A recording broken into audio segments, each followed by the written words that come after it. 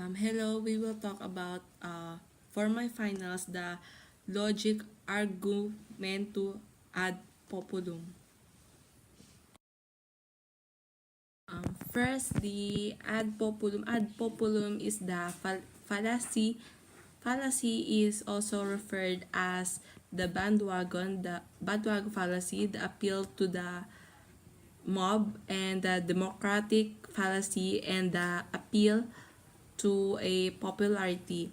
And the other one is it is the ad populum fallacy, is the appeal to the popularity of a claim as a reason for accepting it. Well, it is a common appeal in advertising and politics. A clever that manipulator of the masses will try to seduce those who blithely assume that the majority is always right, and also a seduced by the appeal will be the insecure who may be made to feel a guilty if they oppose the majority or feel is strong by joining forces with a large number of others. It was uncritical thinkers. And the ad populum fallacy is also a seductive because it appeals to our desire to belong and to confront to our desire for security and safety. And populum is also the fallacy of attempting to win a popular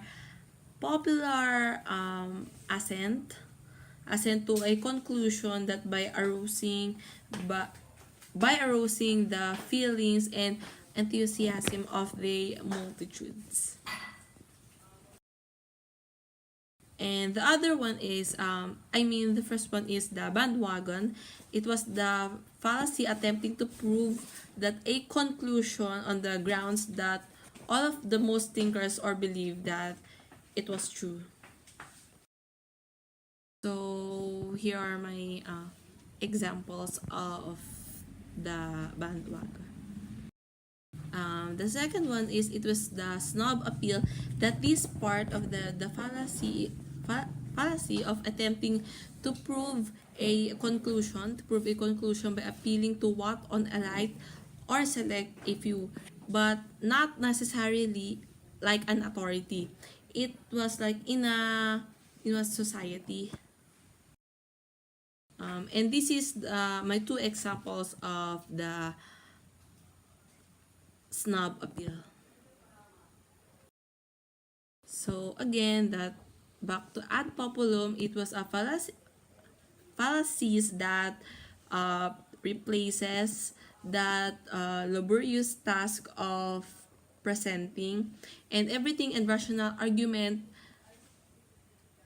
with an expensive language and other devices that can calculate to excite enthusiasm, excitements, anger, or hate. So the ad populum, it was like their premises are not relevant and to the relevant to the conclusion, and can be found a commercial and they can be also be found in commercial and or advertisement. So that's it, and these are my sources that I researched, that everything that I say I got it from these links. Thank you.